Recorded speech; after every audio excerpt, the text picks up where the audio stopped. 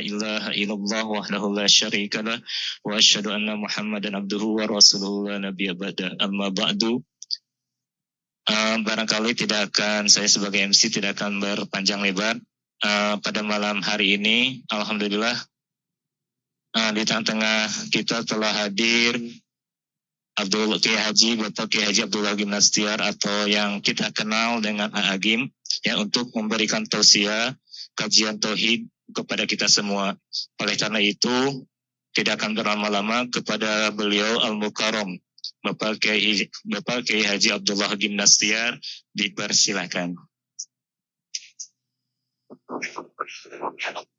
Bismillahirrahmanirrahim. Assalamualaikum warahmatullahi wabarakatuh. Alhamdulillahi rabbil alamin, alladzi khalaqal mauta wal hayata liyabluwakum ayyukum ahsanu amalan wa huwal azizul ghafur. Allahumma salli wa sallim wa barik ala sayyidina Muhammad wa ala alihi wa ashabihi ajma'in. Ya Allah, berkahi majlis ini. Catatkan siapapun yang kau hadirkan, yang menyimak, menjadi hamba yang kau ridhoi, ya Allah. Jadikan pertemuan ini menghapuskan dosa dan aib kami. Jadikan majlis ini menguatkan iman dan amal kami. Jadikan majlis ini menjadi bekal kemuliaan dunia akhirat kami. Lindungi pertemuan ini dari niat yang salah, dari ilmu yang tidak manfaat. Lindungi dari amal yang tidak engkau terima. Taqabbal minna ya arhamar rahimin. Innaka antas samiul alim. Amin ya rabbal alamin. Alhamdulillah. Terima kasih panitia, saya senang sekali on time. Jangan pernah menyia-nyiakan waktu walaupun sedetik. Kalau sudah waktunya mulai saja. Ya. Jangan biasakan ngaret. Ngaret itu aib. Apa, Bu? Terima kasih sesepuh, nuhun, Pak Adrian dan semua kawan-kawan, para orang tua, para ulama. Kalau dilihat dari depan, ini wajahnya ada kemiripan. Ini wajah-wajah banyak masalah. Benar atau benar? Banyak masalah, baik atau buruk? Tergantung. Kalau benar menyikapinya, baik. Kalau salah menyikapinya, buruk. Masalah itu bagian dari karunia Allah. Tidak ada persoalan hidup yang bahaya. Yang bahaya salah menyikapinya. Jelas? Ujian itu tidak ada soal yang bahaya. Orang tidak lulus ujian bukan karena soal, tapi karena salah jawabannya. Benar atau benar? Jadi yang bahaya bagi kita persoalan hidup atau sikap terhadap persoalan? Jawab hadirin. Jangan bikin saya jengkel, ha? Yang bahaya itu omongan jelek orang ke kita atau sikap kita terhadap omongan jelek. Monyet lu. Bahaya tidak? Bahaya tidak disebut monyet. Apa bahayanya? Orang yang nyebut monyet ke kita belum tentu berarti tidak tahu monyet. Atau kita mirip. Itu aja. Orang nyebut monyet ke kita, itu nggak ada bahayanya. Bahkan bisa jadi penggugur dosa, bisa jadi pahala sabar, bisa jadi pengangkat derajat kalau kita benar menyikapinya. Jadi hidup ini terserah kita cara menyikapinya. Jelas? Udah. Judulnya disesuaikan dengan wajah saja ya. Karena wajahnya banyak masalah, maka judulnya. Nah, Bu, Pak, yang penting sekarang, hidup ini mau apa harus jelas dulu. Apa yang paling diinginkan oleh semua manusia, Islam, tidak Islam, tua dan muda, ingin apa? Jawab. Bapak pengen apa dalam hidup ini? Bahagia. Ini penting. Harus jelas dulu. Kita ingin apa di dunia? Ibu ingin apa di dunia? Jawab, Bu. Pengen bahagia. Benar. Sebetulnya 3 yang diinginkan orang tuh. Bahagia, mulia, selamat. Bahagia, mulia, selamat. Tapi yang paling top biasanya orang ingin bahagia. Nggak apa-apalah, saya nggak jadi direktur, yang penting bahagia. Iya kan? Betul? Mau bahagia? Coba pengen tahu apa kuncinya hidup bahagia. Cung yang tahu. Ngacung. Syukur. Ada lagi? Gini aja. Ada berapa kunci hidup bahagia? Cung. Kamu udah tahu, diam. Bisa guru saya ilmu atau nggak ganggu, ya? Ayo, berapa? Ciri-ciri ngarang gitu tuh, suruh ngacung nggak mau, ya. Tapi disadawai. Apakah banyak uang pasti bahagia? Bukan tidak, belum nyoba, ya kan? Sok tahu. Apakah banyak uang pasti bahagia? Tidak. Apakah punya jabatan tinggi pasti bahagia? Apakah punya gelar panjang pasti bahagia? Apakah punya followers banyak pasti bahagia? Bahagia itu tidak ada kaitannya dengan duniawi. Bahagia itu 2 kuncinya. An-Nahl 97. A'udzubillahi minasyaitonirrajim. Man amila solihan min dzakarin au untha wa huwa mu'min falanuhyiyannahu hayatan thayyibah. Hidup bahagia itu namanya hayatan thayyibah. Hidup yang baik, bahagia. Apapun yang terjadi, dipuji, dicaci, sehat, sakit, diangkat, diturunkan, untung, ketipu, semuanya bahagia. Jadi bahagia tuh bukan pada yang cocok saja. Pada yang tidak cocok juga bisa bahagia. Apa kuncinya? 2. 1, iman. 2, amal soleh. Itu. Jadi kalau kurang bahagia artinya apa? Kurang iman dan kurang pintar. Demikianlah hadirin sekalian, kita akhiri saja perjumpaan ini.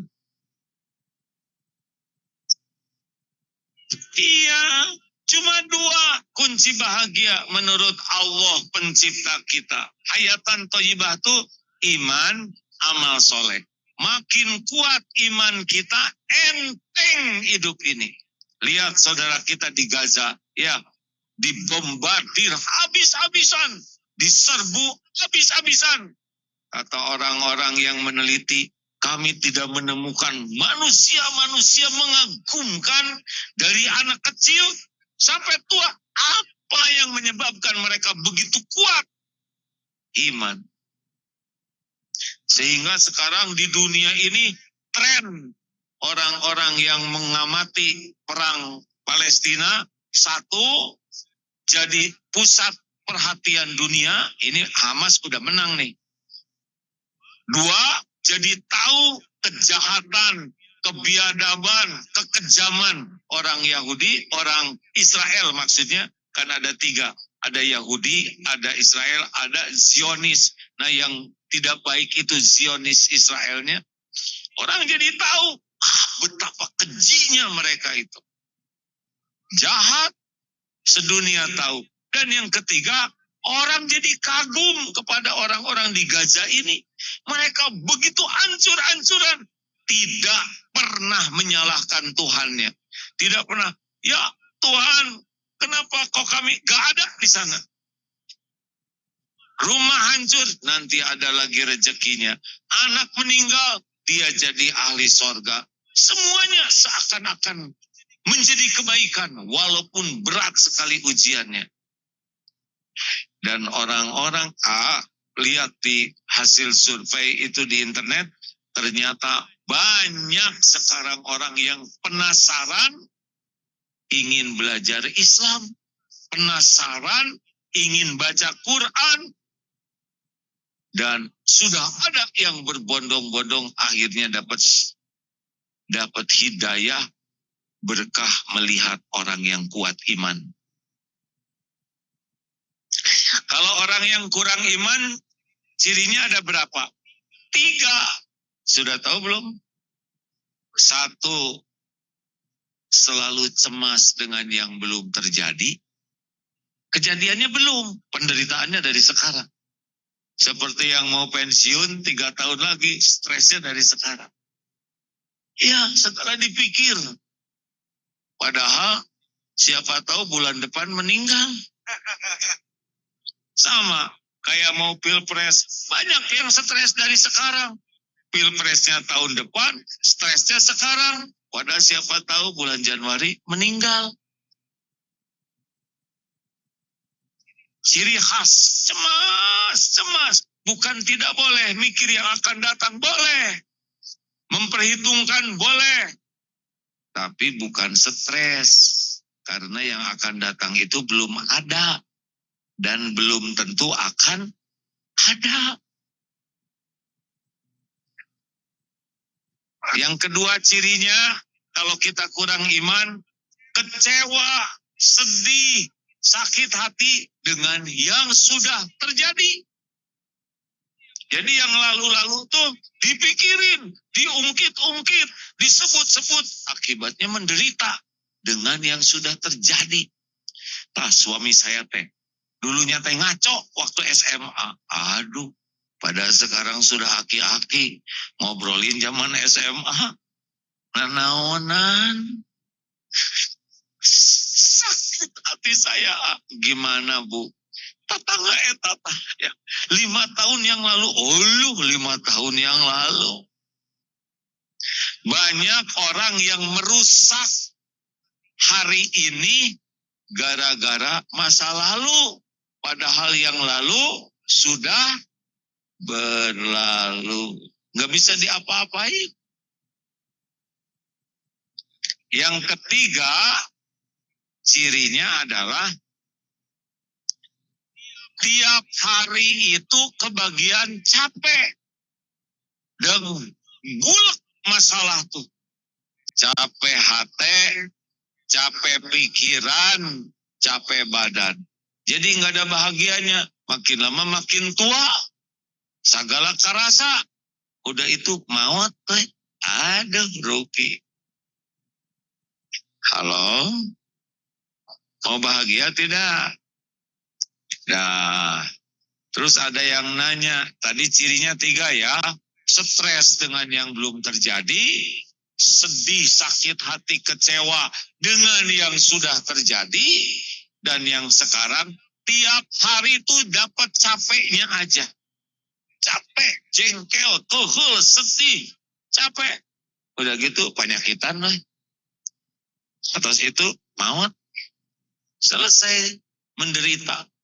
Nah, apa penyebabnya orang kurang iman dan kurang amal? Sudah tahu belum penyebabnya? 2. Nah, ini teh ilmu wungkul ya. Kunaon apa jang aja kurang iman? Penyebabnya 2, dibuat gampang. 1, lemah ilmu agamanya. Dengarti, jarang ikut pengajian, hanya sisa waktu ke pengajian teh. Jadi nggak ngerti. Kalau orang tidak belajar agama dengan benar, dia tidak tahu siapa Allah. Kalau orang tidak kenal ke Allah, pasti jarang ingat Allah. Kalau orang jarang ingat Allah, pasti tidak akan tenang. Karena tenang itu ala bidzikrillah tatmainnul qulub. Camkan hatimu hanya akan tentram. Camkan hanya dengan ingat Allah, hatimu akan tentram. Sekarang yang diingat uang, bisnis, wah segala diingat. Stres. Tahu definisi stres apa? Kebanyakan mikir, kurang zikir. Ulangi.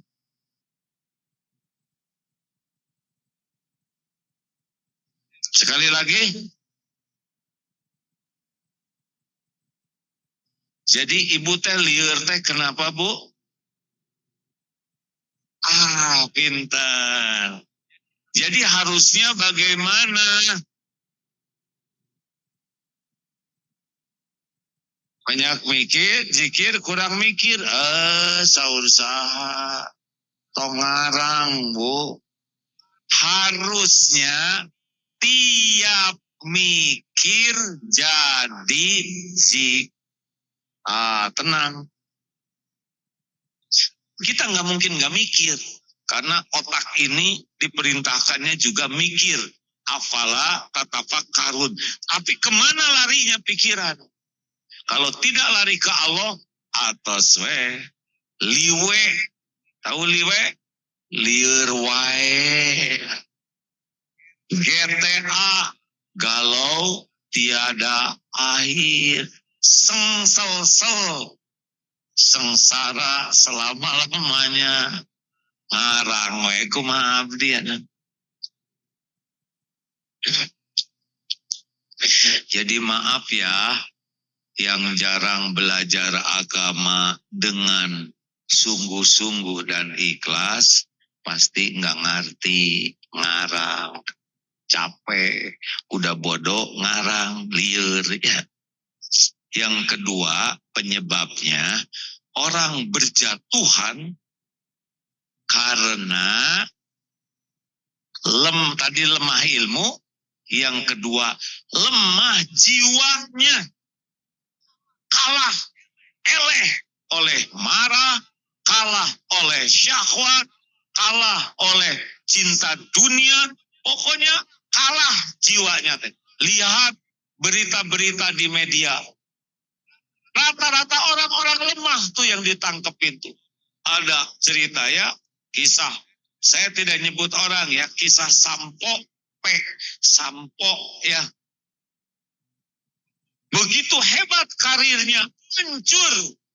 Jadi penjara, lemah lawan amarah. Benar? Ada yang lemah dengan syahwat, zina kemana-mana. Ada yang lemah, silau, serakah dengan harta, dengan kedudukan, pasti berjatuhan. Betul? Jadi 2 penyebabnya, lemah ilmu, agama, dan lemah jiwanya. Ada yang rajin pengajian, tapi jiwanya lemah. Sampai seorang suami bilang gini, cik atuh Bu, ibu teh pengajian teh rajin, kayak makan obat, sehari 3 kali. Tapi yang berubahnya cuma seragamnya aja. Dan yang meningkat tuh cuma cicilan, bukan meningkat iman. Kenapa?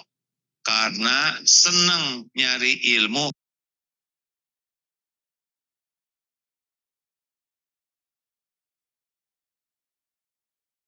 Cicilan, bukan meningkat iman.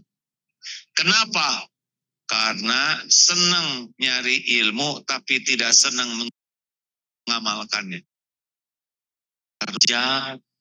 Belajar itu kayak charger. Punya HP enggak?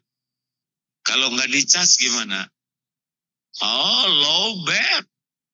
Kalau enggak dicas terus, mati itu HP. Benar? Harus dicas. Untung kita sekarang punya power bank spesial. Apa? Power bank spesialnya apa? Al-Quran di sini. Orang-orang non-Islam sekarang tren baca Quran terjemahnya. Dan ketagihan tiap hari itu. Nagih. Saya nggak bisa berhenti. Saking hebatnya, saking nyenenginnya. Kita umat Islam, punten ya, jarang yang khatam terjemah Quran. Betul? Udah Qurannya jarang dibaca, apalagi terjemahnya. Ibu hafal Al-Fatihah hafal enggak? Maksudnya artinya hafal enggak? Enggak. Ayat kursi hafal? Maksudnya artinya. Jadi nanaonan wae. Harusnya baca ayat kursi itu setan teh takluk, Pak. Tapi dah setan juga tahu kita nggak ngerti ya. Ini masalah terbesar umat Islam yang tidak paham bahasa Arab, jarang mengerti isi Quran. Benar atau benar? Makanya nggak cocok antara semangat ke masjid, semangat ngaji dengan akhlaknya. Padahal kita ini ciptaan Allah. Allah tuh ingin kita bahagia di dunia, bahagia di alam barzah, bahagia di akhirat. Tidak ada yang menginginkan kita bahagia selain Allah. Makanya diturunkanlah Al-Quran. Kira-kira Al-Quran diturunkan untuk apa?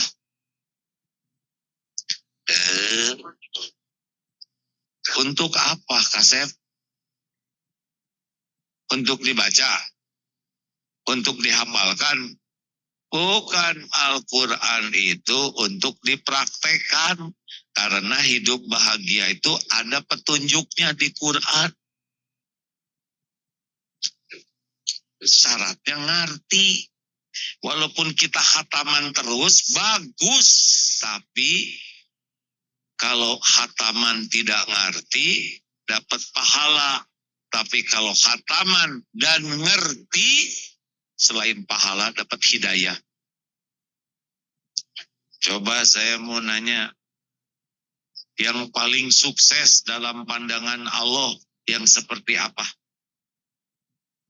Tuh kan, ini teh udah tahu tapi tawadu ya.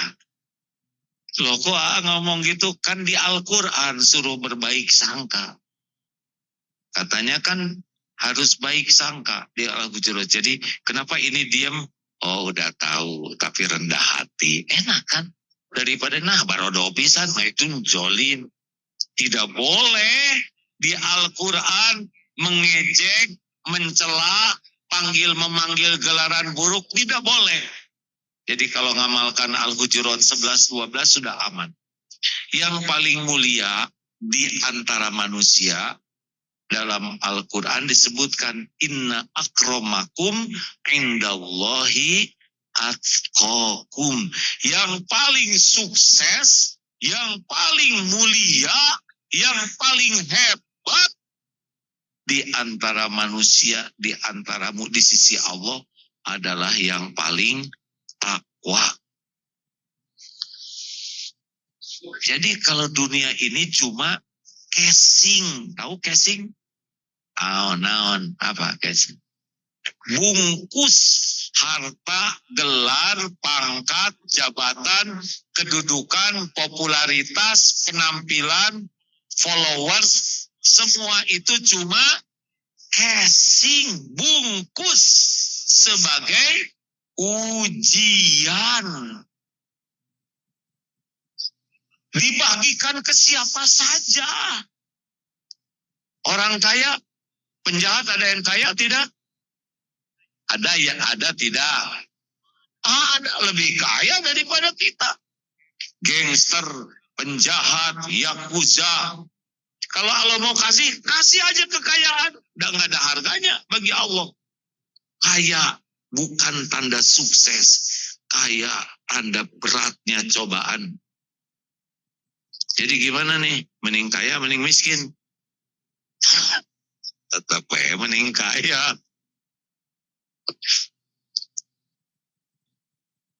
Jabatan itu adalah cobaan. Orang Hitler aja jadi kepala negara, Mao Zedong jadi kepala negara, kalau Allah mau takdirkan jadi sebagai cobaan. Makanya nanti pilpres itu biasa-biasa weh. Jangan sampai gelut, jangan sampai gibah, kalem weh. Kenapa kalem? Pertama, capresnya bukan suami ibu, ya. Baik naon liar. Yang kedua, belum tentu hidup kita bulan Februari yang akan datang, benar? Siapa tahu Desember udahan, tos liar maut. Yang ketiga, Tuhan kita itu adalah Allah, bukan presiden. Dari dulu juga udah ganti-ganti presiden. Tetap kita ngolotan, ya kan? Iya kan? Sampai ada seorang bapak-bapak, Pak, pakai kakek, enakan mana menurut kakek? Zaman Pak Harto, zaman Pak Jokowi? Cek kaki mah, enakan zaman Pak Harto. Kenapa gitu? Aku lama, istri saya masih muda, kan gitu. Si Aki kemana wae? Tapi benar juga ya.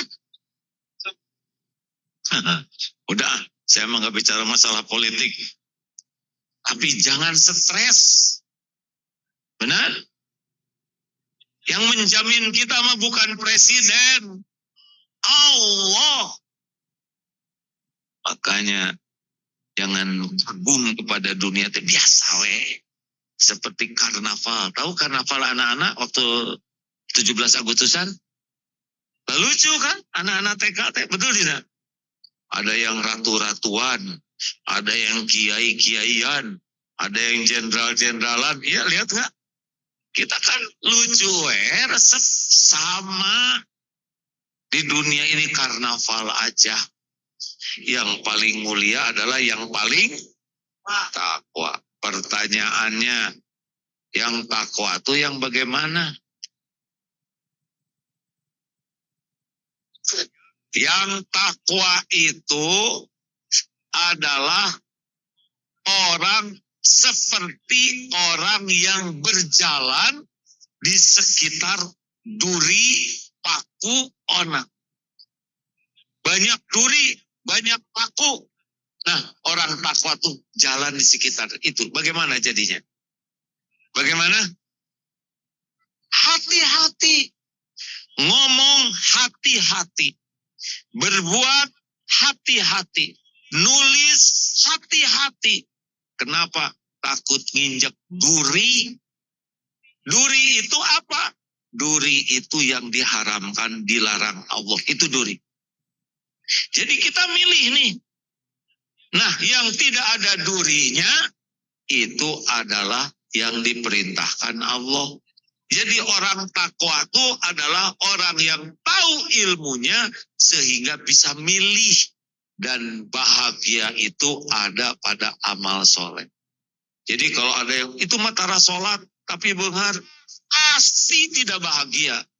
Karena tidak ada bahagia dalam maksiat. Jelas? Ibu bapak jelas?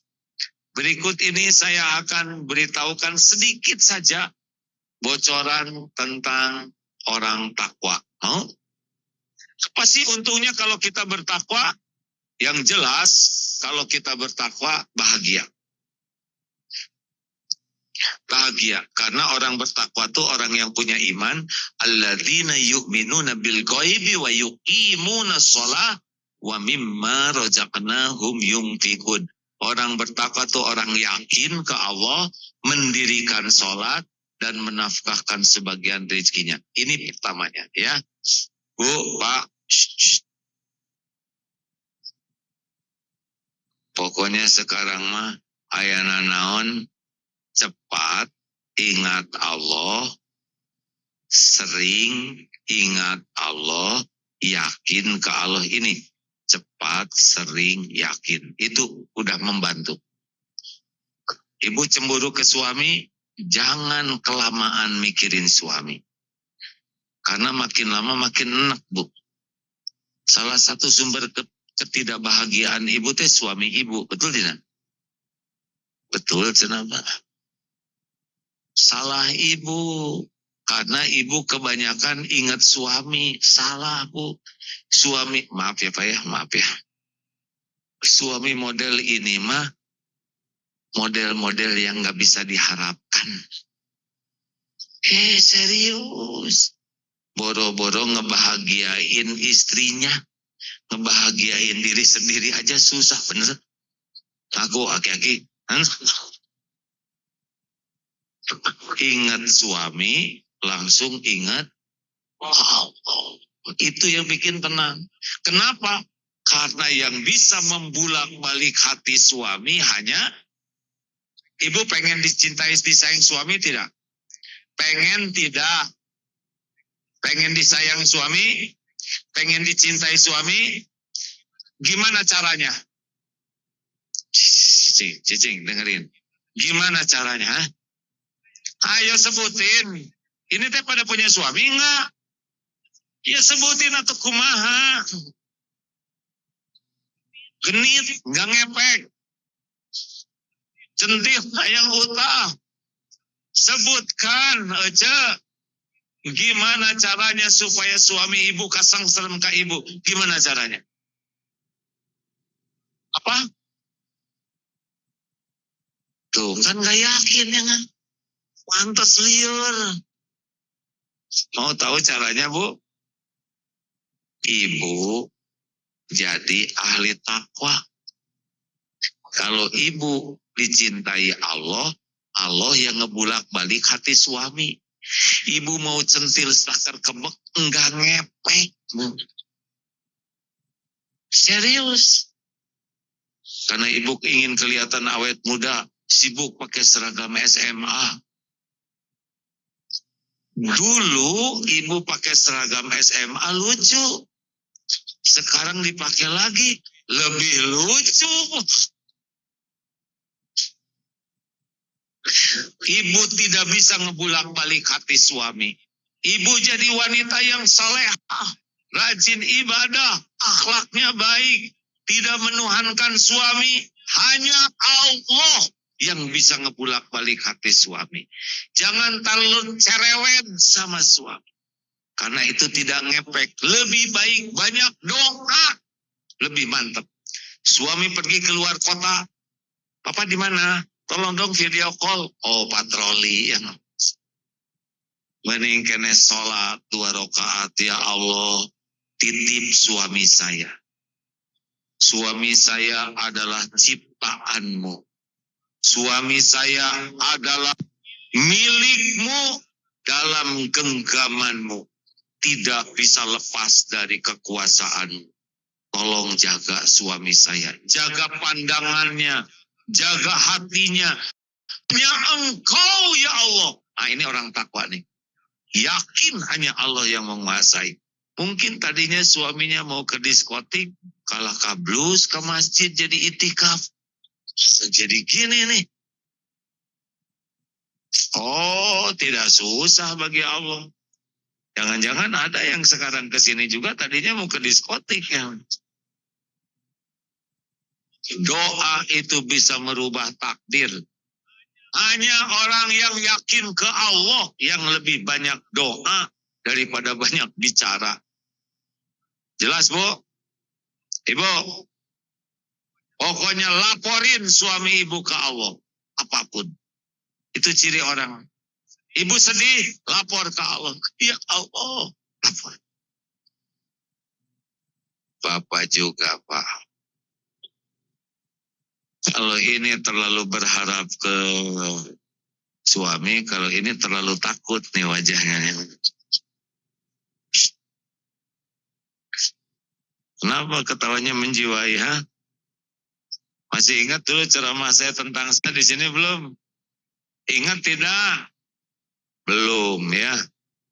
Cerita tentang singa. Kalau orang nikah, orang-orang datang, salaman, bahkan ngasih kado.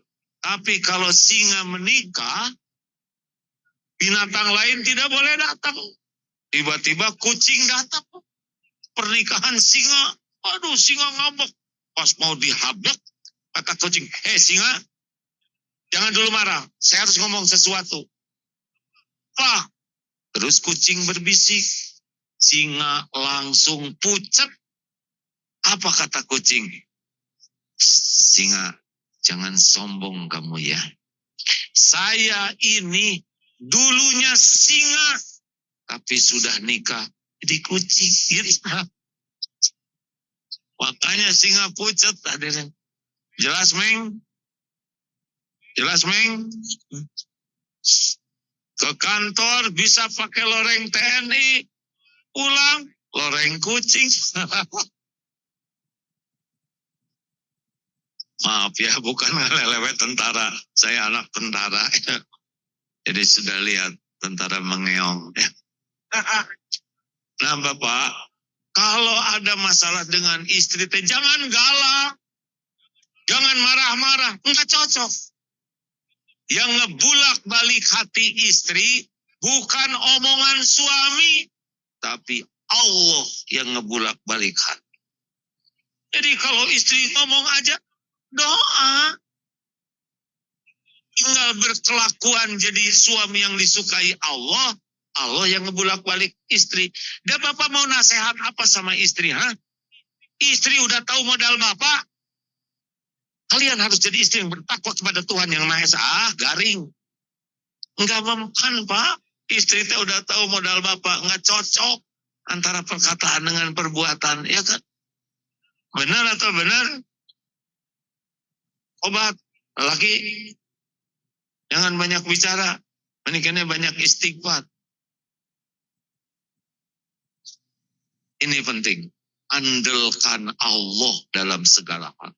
Ada sesuatu, langsung cepat ingat Allah, senantiasa ingat Allah, dan yakin kepada janji jaminan Allah. Itu ciri orang takwa. Taat ke Allahnya, banyak sering ingat Allahnya, dan yakin kepada janji jaminan Allah. Itu dari keimanan. Dari sholat, ciri orang takwa, pasti yang kedua sesudah iman itu sholat, Pak. Sholat itu ada dua jenis. Ada sholat yang membuat kita bahagia dan ditolong Allah. Wasta'inu bisabri wassalah. Qad aflahal mu'minun alladzina hum fi sholatihim khashi'un. Dan ada sholat yang kedua. Fawailul lil musallin alladzina hum an sholatihim sahun. Siapakah yang sholatnya lalai? Yang bisa bikin celaka walaupun dia sholat, ada 6 cirinya, ringkes ya. 1, ingat-ingat nih diri, siapa tahu ada ciri ini. 1, berat dan males. Ini ciri orang yang lalai dalam sholat. Berat. baru juga duhur, udah asar lagi. Cepat pisan. Nah, kalah ambek lah. Ini ciri orang yang lalai, yang jelek sholatnya tuh berat. 2, ria, pengen dinilai orang. Kalau dia sholat, ingin diketahui orang. Atau karena ada orang dia sholat. Nggak ada orang dia nggak sholat. 3, senang melambat dan mengakhirkan sholat. Nah, cirinya. Ada aja alasan supaya sholatnya ditunda-tunda. Pengennya akrab aja antara duhur dengan asar. Iya, masakan can asak. Jam 2, setengah 3 baru duhur. Kenapa? Karena sebentar lagi asar. Padahal amalan yang paling dicintai Allah, sholat tepat pada waktunya. Ciri yang keempat, sholatnya gesit. Kenapa ibu kok sholatnya gesit? Karena saya udah terlatih ya. Tidak tumanina. Bu, ibu, jujur ya, jangan langsung salehah, yang asli dulu nih. Khusuan mana ibu? Sholat atau dandan? Jelas ya. Harus menerima kenyataan, Pak. Bolehkah seorang istri kelihatan cantik? Untuk siapa? Suami siapa? Lawan wae. Kami sebagai suami kebagian sesa, betul? Mau ke undangan dandan, repot sekali. Pulang rapi, ini lewek-lewek, pakai pengharum. Pulang dari undangan, padahal di undangan ketemu dengan suami orang. Buka kerudung, rewik. Lipstick gelap, jadi di sini. Yang tadinya harum, buka baju, ketek, mabek. Ini teh nggak akan bahagia. Serius bu? Ibu? Harusnya ibu lebih menikmati sholat daripada dandan. Bu, makin ingin kelihatan cantik, makin sengsara. Biasa-biasa. Pengen kelihatan langsing, jadi jarang nafas. Jadi, migren non teh. Yang ketinggali bodas di keem pakai soklin, jadi panu. Udah biasa-biasa ya.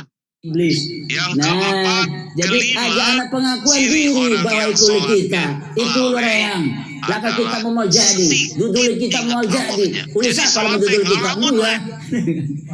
Makanya kalau ditanya nanti tarawehan Ramadan mau di mana? Nah, itulah tawadhu, laka pengakuan diri uli kita. Ada duduk kita, duduk bisa kita. Nah, laka pengakuan diri. Arti waro adalah apik dana aja sembarangan dana mauli dan singkana harusnya mumpung kita belum bisa bacaannya panjang, kita nebeng kepada imam yang bacaannya panjang supaya kebagian pahalanya. Tapi karena kita enggak ngerti, jadinya ngalamun we. Segala direncanakan, ya. Barang yang hilang ketemunya lagi sholat. Rencana ngambek ke suami, kata-katanya disusun waktu sholat. Iya kan? Mau beli tas juga, Allahu Akbar, tas ini bagus pisan. Allahu Akbar, nggak ada yang punya nih di pengajian mah. Sami Allah, tapi hargana ampun. Allah, tapi kan bisa dicicil. Allah. Tapi uang mukanya dari mana? Allah, lengkap. Kata assalamualaikum, yes gitu. Ini orang yang sholat tidak membuat bahagia. Dan yang keenam, ciri orang yang lalai dalam sholat adalah tidak suka berjamaah. Males ke masjid. Lagi masjid. Lelaki yang tidak ke masjid katanya lelaki apa? Solehah. Lelaki malas. Solehah lagi. Sholat isya berjamaah yang tadi pahalanya separuh malam. dianggap sholat terus-menerus. Sholat subuh berjamaah sepanjang malam dianggap sholat terus-menerus. Luar biasa. Kita nggak akan kuat. Ayo ke masjid. Orang takwa pasti senang ke masjid. Kalau ahli takwa, urusannya Allah yang bereskan. Kan janji Allah, wa may yattaqillaha yaj'al lahu makhrajan. Barang siapa yang bertakwa, baginya solusi atas masalah apapun. Masalah ekonomi, masalah rumah tangga, masalah kesehatan, masalah aja masalahnya. Kan ada jalannya. Wa yarzuqhu min haitsu la yahtasib. Bakal ada kejutan-kejutan dari Allah. Pertolongan Allah dari tempat yang tidak diduga-duga. Makanya orang yang ahli takwa pasti ada solusinya. Pasti ada solusinya. Janji Allah. Tinggal kita jadi makin takwa, makin keluar sendiri. Nah, makanya kalau ada masalah tuh perbaiki sholat. Karena sholat ini ciri khas ahli takwa. 3. Ini saya sambungkan ayatnya ya. Pokoknya Bapak Ibu punya masalah apapun, coba amalkan ini ya. Perbaiki sholat. 40 rakaat lah. Fardu 17, tahajud 11, rawatib 10 atau 12. Qobla subuh, qobla duhur, ba'da duhur, ba'da maghrib, ba'da isya. Itu. Nanti jadi 40 sendiri. Kalau udah sholatnya biasa 40, 17 fardu, 27 sunnah minimal, udah lihat aja nanti. Alir sendirilah, masalah mah gampang, itu mah semua dalam urusan Allah. Gak usah kebanyakan mikir, tapi tiap mikir jadi zikir, nanti ada yang nuntun. Tenang aja, semua urusan kita diketahui oleh Allah. Kita stres tuh ngarang. Ada masalah, perbaiki sholat. Ibu sedih, sholat. Jengkel, sholat. Cemburu, sholat. Punya keinginan, sholat. Wasta'inu bisabri wassalam. Udah benar gitu. Asal sholatnya benar. Nah yang ketiga, disambung nih ya. Ali Imran 134.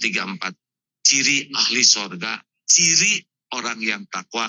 Alladzina yunfikuna fis-sarra'i wad-dharra. Orang yang senang berinfak dalam lapang dan sempit. Artinya benar-benar mengalir infaknya tuh. Orang berinfak yang takwa itu bukan cuma sekali infaknya, tapi terus-menerus.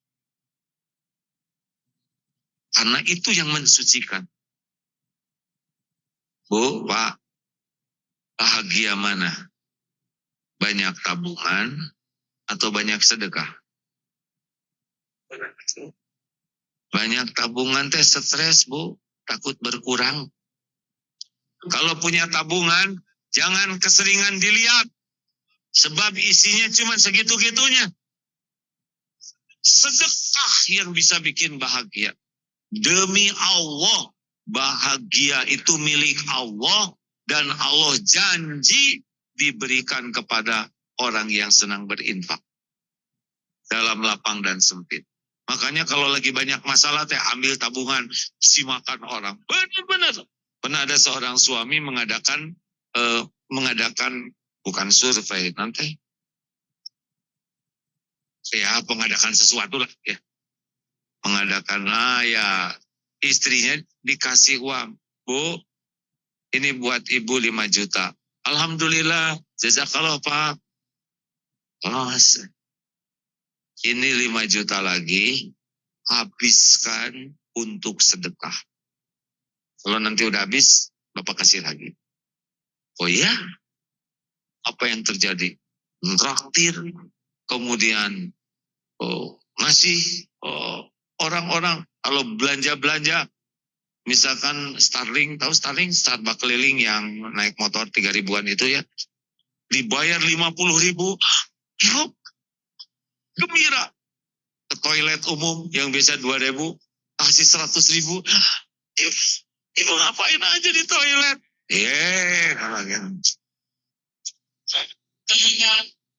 Itu katanya, mau tidur itu tidak ada habis-habisnya. Cerita bahagia, melihat orang bahagia. Yang 5 juta tadi mati, cuman sebentar, tapi yang dibagikan ini bahagia. Akibatnya istrinya tuh jadi bahagia karena banyak menolong orang. Akibatnya tabungannya sendiri diambil untuk disedekahkan. Saking nikmatnya membahagiakan orang lain. Ini kisah nyata. Makanya Pak, udahlah tongsong pelit ka istri teh. Kasih aja, jebet aja. Masalahnya nggak ada. Ya kalau nggak ada ya jebetnya aja, nggak ada yang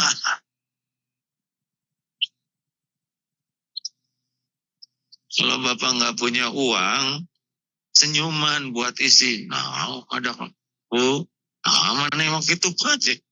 Itu sedekah, tahu kata-kata yang baik. Pendek kata, bahagia itu dalam memberi, bukan dalam menerima. Menerima enak, tapi yang lebih enak tuh memberi. Ayo, jangan suka pelit. Coba dites.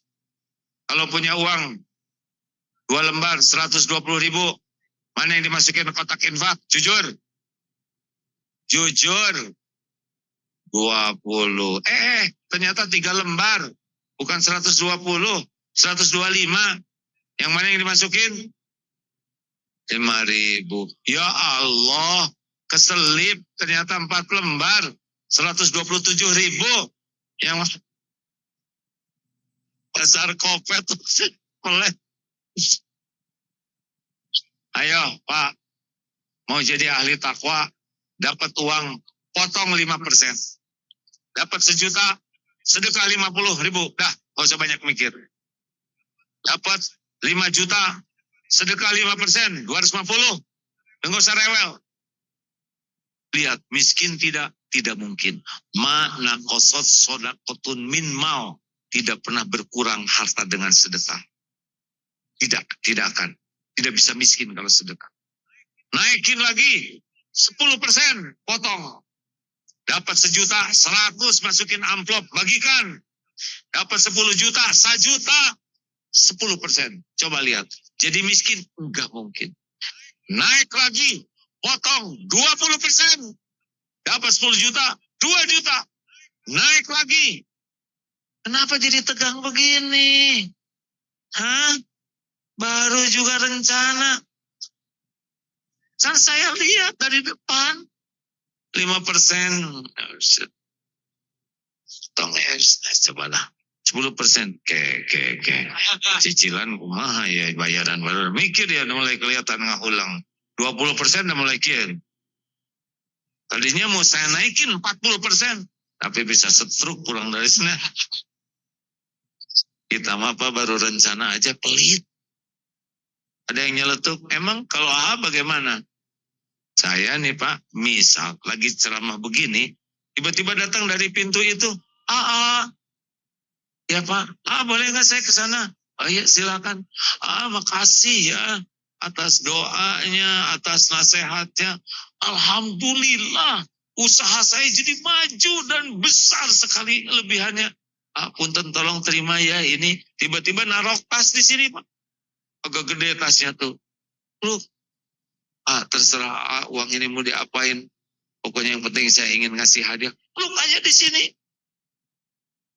Saya izin ya, mau pergi dulu pergi. Terus ditaruh di sini dibuka 10 miliar. Mau diapain coba? Gampang.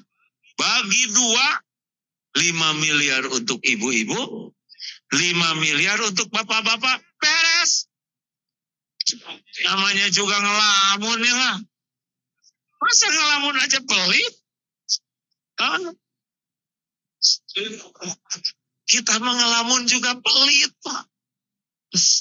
Terus ada yang nyeletuk, terus kalau habis gimana? Tinggal ngelamun wes. 100 miliar sendirian. Kita mah Pak ngelamun aja pelit. Makanya susah bahagia. Karena bahagia itu dengan memberi. Ingat baik-baik. Gelisah, sedih, sedekah. Ada masalah, sedekah. Merasa banyak dosa, sedekah. Lihat saja nanti hasilnya. Tenang hati kita. Yakin, sholat, sedekah. Teruskan. Mau teruskan? Pokoknya ada masalah, sedekah. Keluarin tabungan. Jebet-jebet aja. Gak usah pakai mikir. Dulu juga gak punya apa-apa, ya kan? Mau tahu ciri orang takwa lainnya? Alladzina yunfikuna fis sarri wad dharra wal kadhiminal ghaidh. Menahan amarah. Ini penting nih, karena banyak di antara kita yang marah, gede ambek-ambekan terus. Itu teh jauh dari ketakwaan. Rajin ke masjid, marah-marah di masjid. Dengar anak, berudak, pada duksia. Ini gak benar. Emang masjid cuma buat orang tua? Di zaman Rasulullah sedang sholat, dipercepat sholatnya karena mendengar bayi menangis. Rasulullah SAW pernah sholat, lama sujudnya. Tahu kenapa? Cucunya naik ke bahunya. Kenapa marah-marah sama anak kecil? Lebih baik anak main di masjid daripada main di tengah jalan, ya kan? Ini masjid alhamdulillah bagus sekali. Bikinkan tempat main anak. Mungkin sudah ada, ya. Masya Allah. Jangan marah-marah.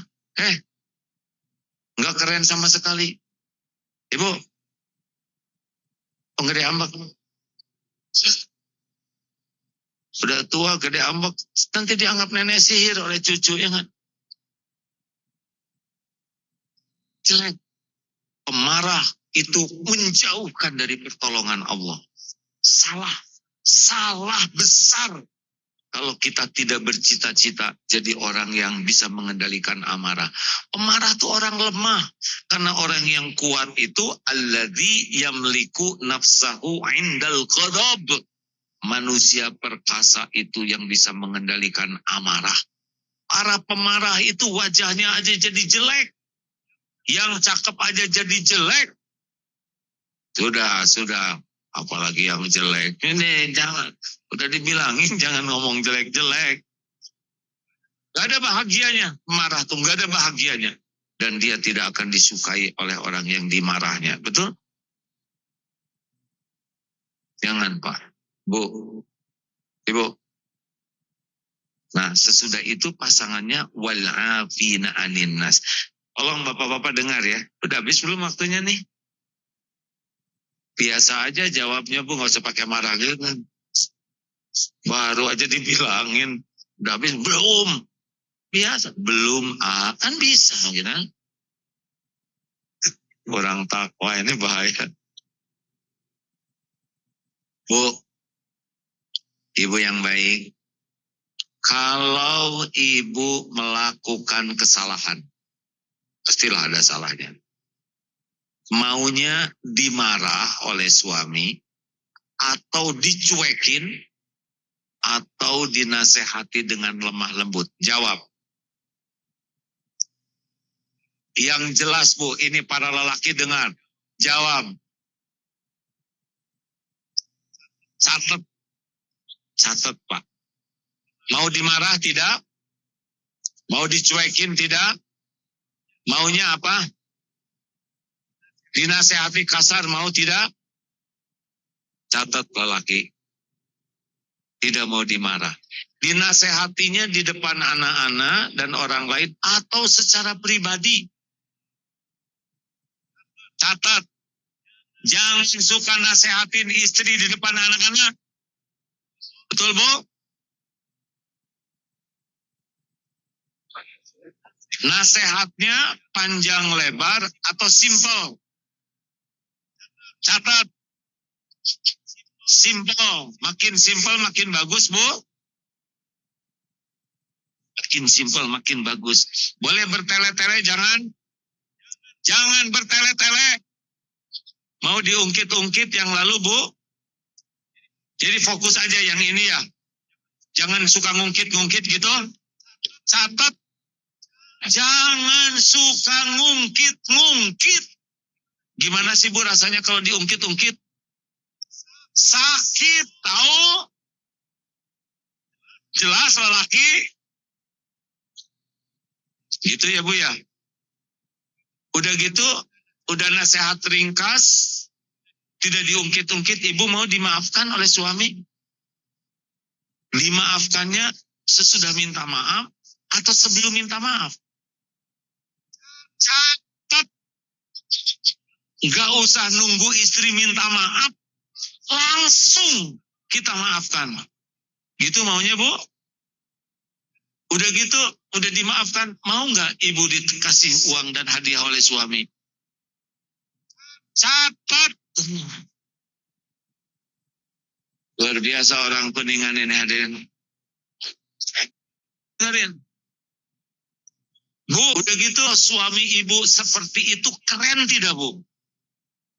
Tidak marah-marah, nasihatnya juga bijaksana, di tempat yang tersembunyi, simple, nggak langsung dimaafkan, udah gitu ngasih hadiah. Keren tidak Bu? Ibu bangga tidak punya suami seperti itu? Kira-kira lelaki sejati nggak begitu? Cocok dengan Quran Pak. Coba ayat Ali Imran 134.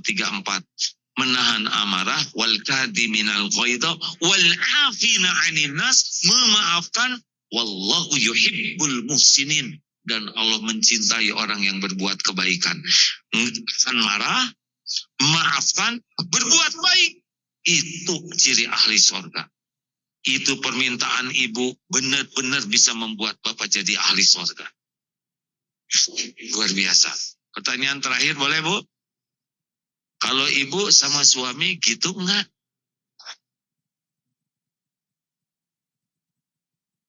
Jawab, bukan ketawa. Kayaknya ibu mah nggak minat deh ke surga ya. Bu, kalau ibu melihat suami seperti itu keren, ibu yang gitu duluan. Suami ngaco, tenang. Secara baik-baik Pak. Jangan diungkit-ungkit. Jangan ibu sing ringkas. Dan langsung oleh ibu dimaafkan. Dan kasih hadiah apa aja. Ibu keren. Ibu mau juga jadi orang keren? Amalkan yang tadi. Itu Al-Quran. Hebat tidak? Hanya satu ayat tuh Pak. 2 ayat Al-Baqarah. Ayat 3. Ali Imran 134. Benar. Amalkan. Mau ditolong oleh Allah. Jangan benci ke orang Islam lainnya. Maafkan. Wal afina anin nas. Makin pemaaf. Makin bahagia. Makin pemaaf. Makin disukai Allah. Makin ditolong urusan kita. Enggak ada sakit hati, sakit. Sakit hati itu bukan disakiti orang. Sakit hati itu menyakiti diri sendiri. Al-Quran ini enggak ada cerita kita sakit hatian, ha? Suami istri sakit hati lagi. Sama anak sakit hati. Sama orang tua sakit hati. Ini pelajaran siapa? Sama tetangga sakit hati. Sama semasjid sakit hati. Enggak ada. Maafkan. Tuh. Kang, si itu ngejelek-jelekin akang terus. Enggak boleh ngomong gitu. Mungkin salah dengar. Enggak salah dengar. Ini telinga loh, bukan jamur. Saya dengar. Ya mungkin dia tidak sengaja ngomongnya. Enggak sengaja. Dia saya lihat serius. Mungkin udah robah pikirannya. Belum robah. Kan barusan ngomong tukang kompor biasa ya. Mudah-mudahan kalau omongannya baik, saya ke bawah baik. Kalau omongannya salah, mudah-mudahan diampuni Allah. Punten ya, gak ada waktu buat ngobrolin kejelekan orang. Beres. Mau ngapain ya, Nan? Makanya saya nanya, mau bahagia atau enggak?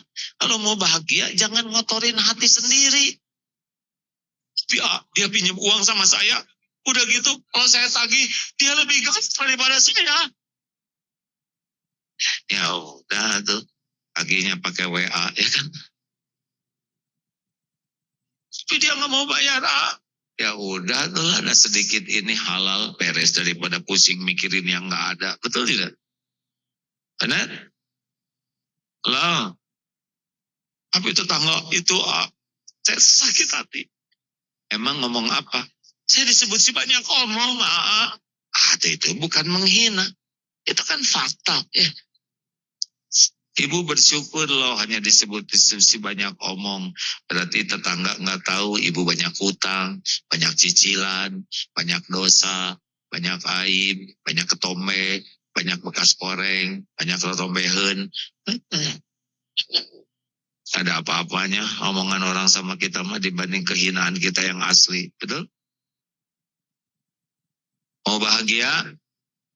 Jangan jadi dendam, pemaaf. Maafkan orang sebelum orang minta maaf.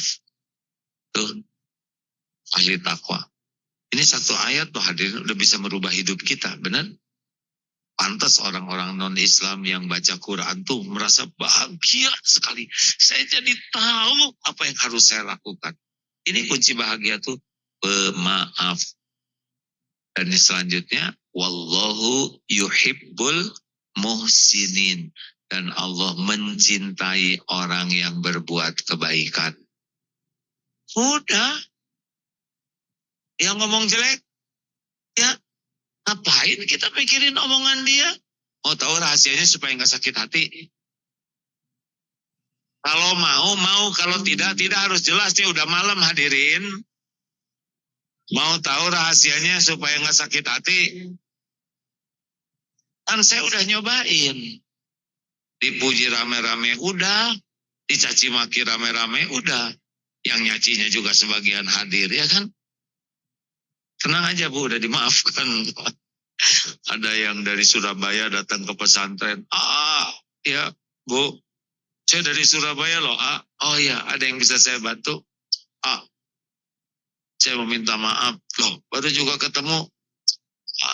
Punyalah, saya nggak mau ceritain. Saya suka ngomongin di belakang. Ya udah, nggak apa-apa. Sayanya juga nggak apa-apa.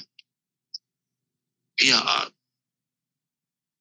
Tapi kata guru saya, kalau kita ngejelek-jelekin orang, pahala kita dikasihin sama orang yang dijelekin.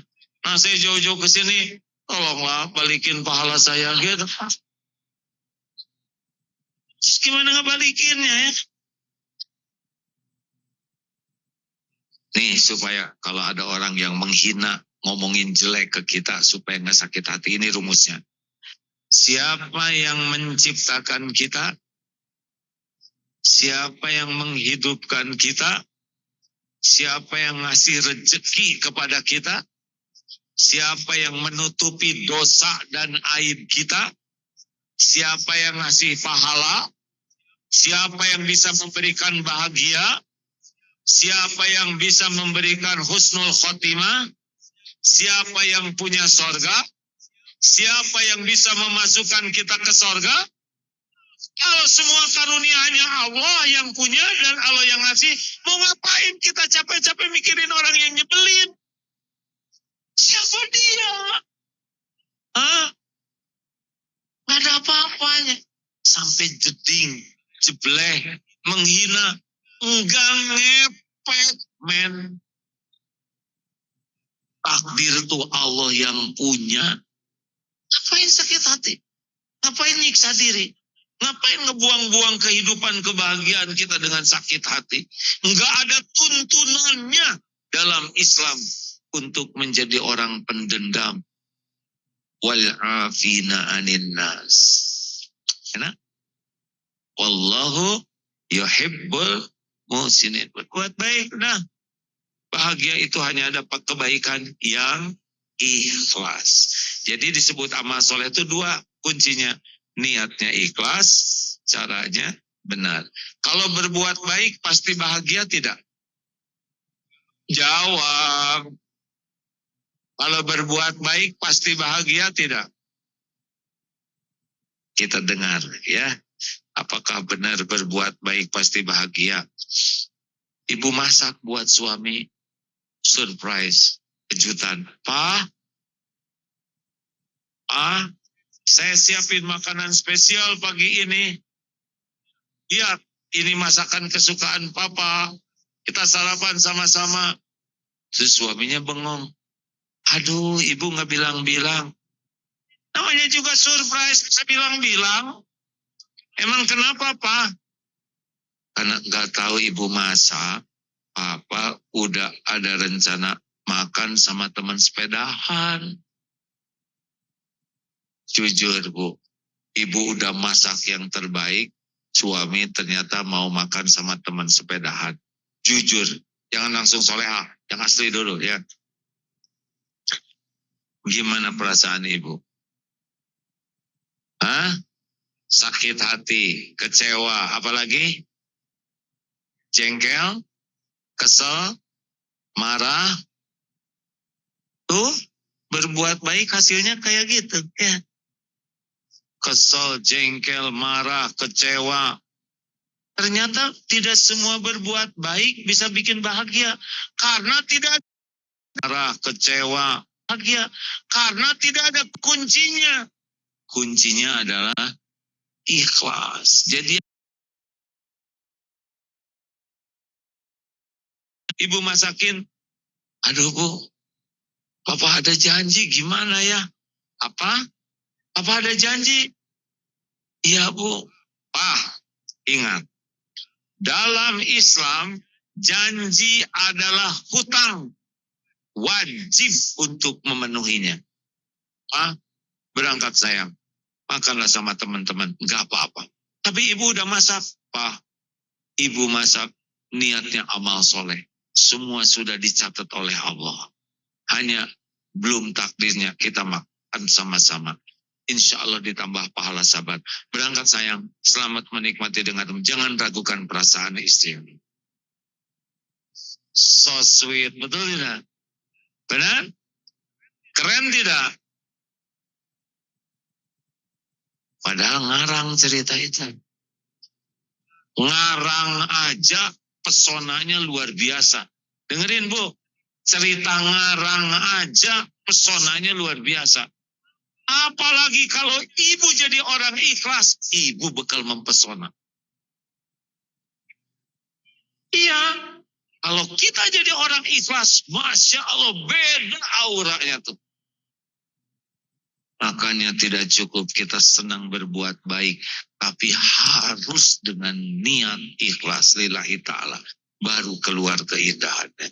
Baru datang pertolongan Allah. Ya. Mikir sama. Jelas aki-aki? Kenapa nyebut aki-aki? Doa panjang umur.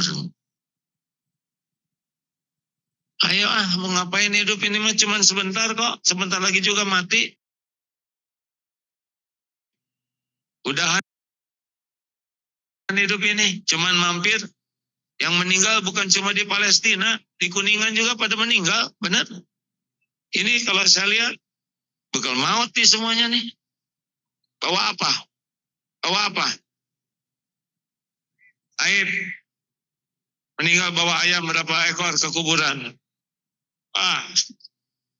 Teman saya pengusaha batu bara mau bawa berapa drum, enggak mau. Pengusaha semen, bos kalau meninggal dicor ya, enggak mau kata. Terus mau ngapain mikirin semen siang dan malam? Hanya amal baiklah yang membuat kita bahagia di dunia dan jadi bekal di kubur kita. Udah ras, mau dunia kayak apapun kita menjadi orang baik aja.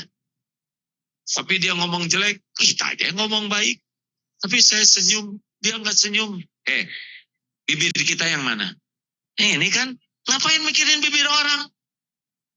Kita fokus kepada yang bisa kita kendalikan. Jangan fokus kepada yang di luar kendali kita. Perasaan orang, pikiran orang, pilihan orang, Itu pilihan mereka. Kita nggak bisa mengendalikan, betul? Ayo kita capek-capek mikirin yang tidak dikendali kita. Bibir orang, mereka yang ngendaliin. Bibir ini punya kita, ini aja yang senyum. Saya udah mengucapkan salam A, tapi dia nggak menjawab. Mungkin nggak kedengaran, mungkin lagi banyak pikiran. Yang penting kita mengucapkan salam dengan ikhlas, benar? Oh, saya sudah berbuat yang terbaik untuk suami saya, tapi suami saya nggak menghargai. Ya udah nggak apa-apa. Kita kan berbuat baik bukan supaya suami baik. Kita berbuat baik supaya Allah ridho. Benar? Bu, Ibu, mau bahagia? Jangan terlalu cinta sama suami. Cinta boleh tapi biasa aja. Bu, Ibu, itu aja ya. Suami, apa artinya sih bagi seorang istri sebagai apa suami? Jawab. Imam, kemarin imam taraweh gagal ya kan?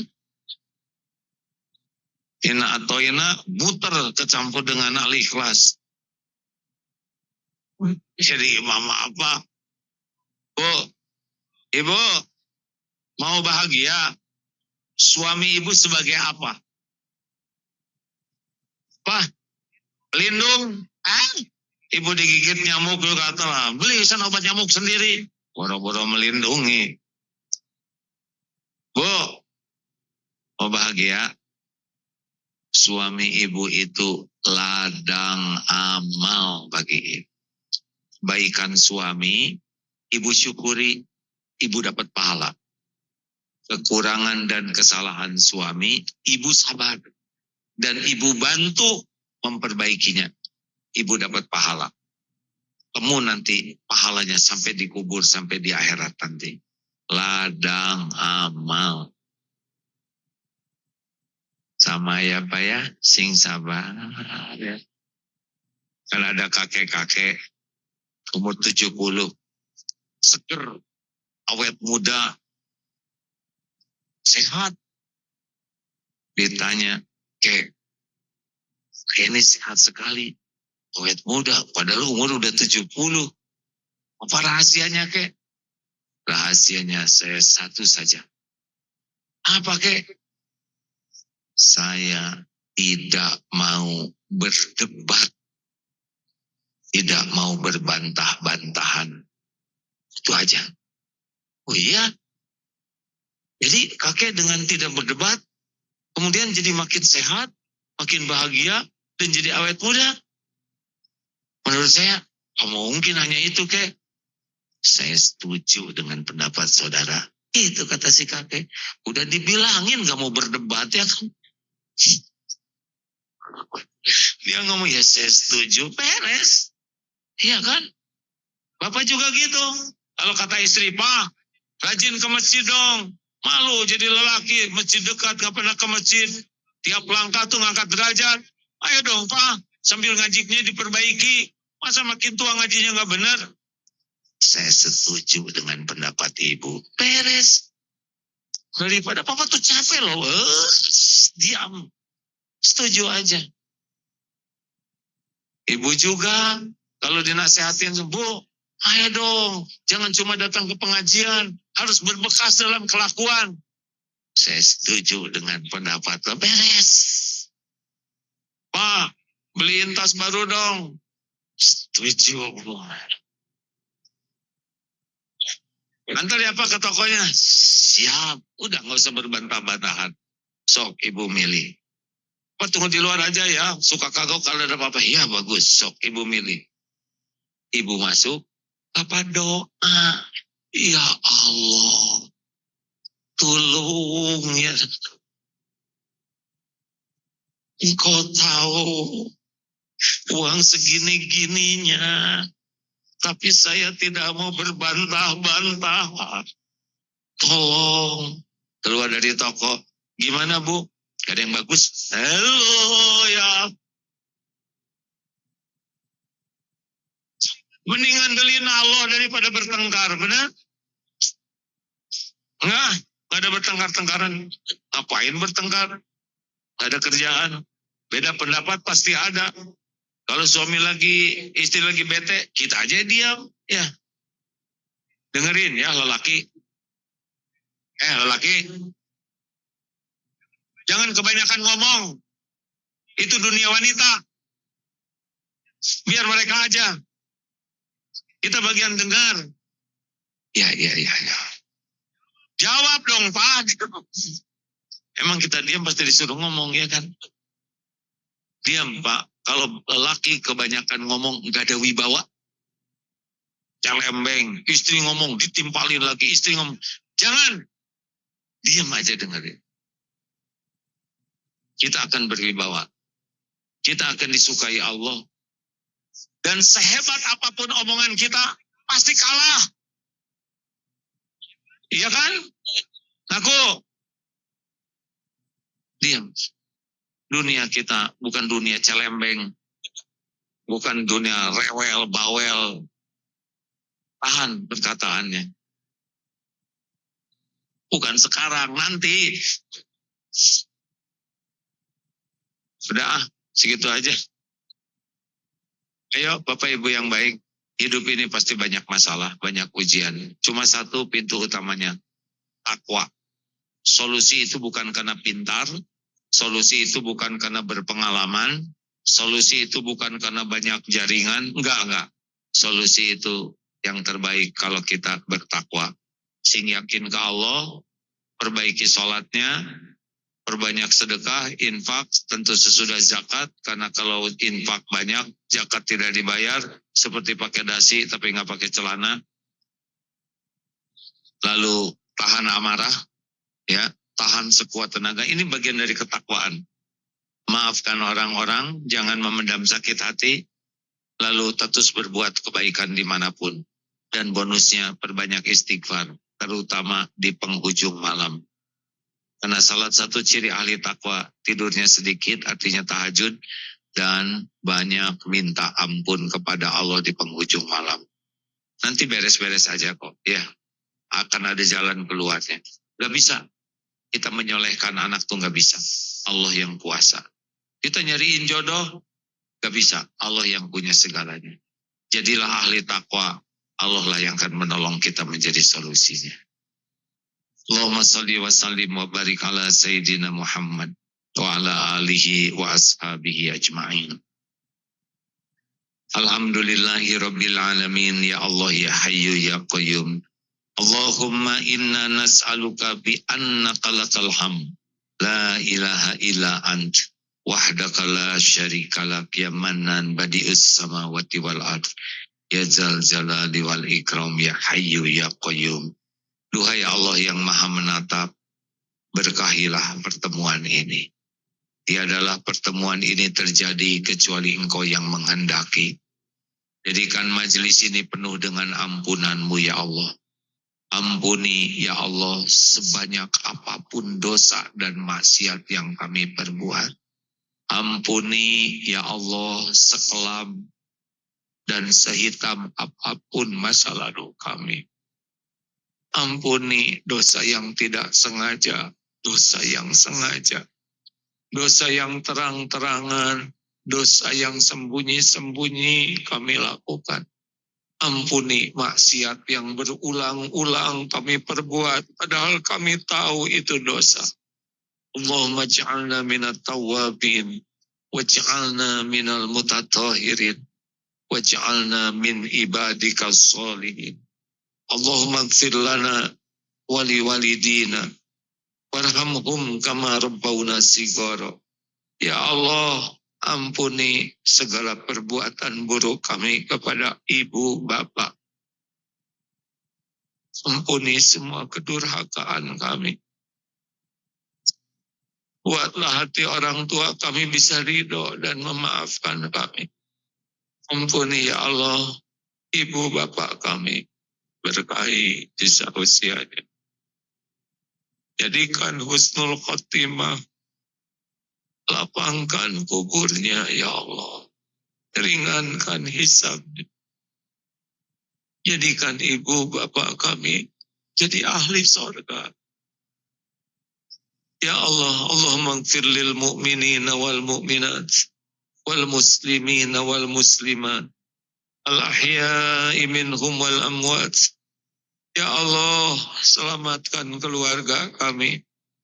Ampuni kami belum jadi orang tua yang amanah.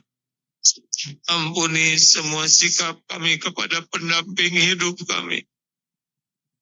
Titipkan kepada kami keturunan yang soleh, soleha, hafiz, hafizah. Cukupi kami hanya dengan rezeki yang halal, yang barokah. Jauhkan kami dari setiap rezeki yang haram dan subah. Karuniakan lahir batin sehat walafiat. Karuniakan kepada kami nikmatnya ibadah, doa yang kau ijabah, lingkungan yang penuh berkah, kehidupan yang istiqomah. Jadikan akhir hayat kami semua husnul khatimah. Allahumma a'izzal Islam wal muslimin. Allahumma ansur mujahidin fi Palestin. Allahumma arham ikhwanana fi Palestin. Ya Allah, tolonglah saudara kami yang sedang dizalimi di Palestina. Kuatkan imannya ya Allah, teguhkan perjuangannya. Berikan hati yang tenang menghadapi ujian ini. Karuniakan kesabaran yang sempurna ya Allah. Jadikan setiap wafat yang wafat jadi syuhada. Kumpulkan kelak di surgamu ya Allah. Ya Allah, jangan biarkan kaum zalimin berjaya. Mereka semua adalah makhluk dalam genggaman-Mu ya Allah. Cerai-beraikan kekuatan kaum yang zalim. Goncangkan telapak kakinya ya Allah. Lemahkan semua ubun-ubunnya ya Karim. Ya Allah, persatukan umat Islam. Ya Allah, jadikan semua ini menjadi bukti pertolongan-Mu ya Allah. Ya Arhamar Rahimin, kami mohon kepadamu, bebaskan Masjidil Aqsa dari kaum zalimin. Berikan kami kesempatan bersujud sebelum ajal kami tiba ya Allah. Rabbana taqabbal minna ya Allah, innaka antas samiul alim, wa tub alaina, innaka antat tawwabur rahim. Rabbana atina fid dunya hasanah, wa fil akhirati hasanah, wa qina azabannar. Subhana rabbika rabbil izzati amma yasifun. Wassalamun alal mursalin walhamdulillah.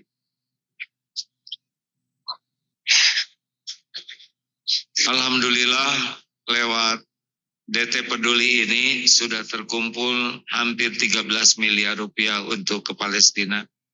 Di jalur Gaza itu ada pesantren Darut Tauhid juga. Ada pesantren dan masjid dan ada pabrik air minum dari DT Peduli ini. Artinya dana jamaah yang dikumpulkan. Kita ada mobil-mobil tangki dan mobil ambulan di sana. Tolong doakan supaya ini benar-benar bisa dilindungi Allah, tidak dirusak oleh kaum Yahudi.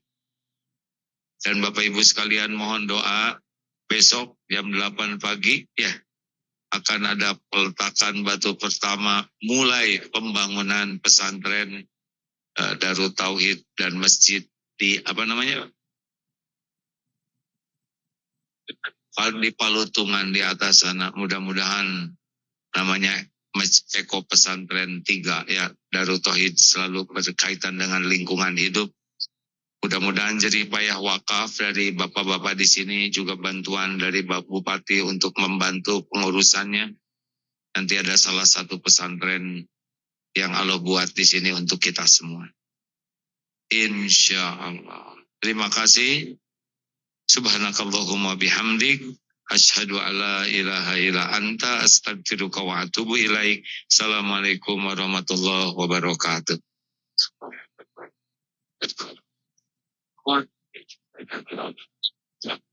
Iya,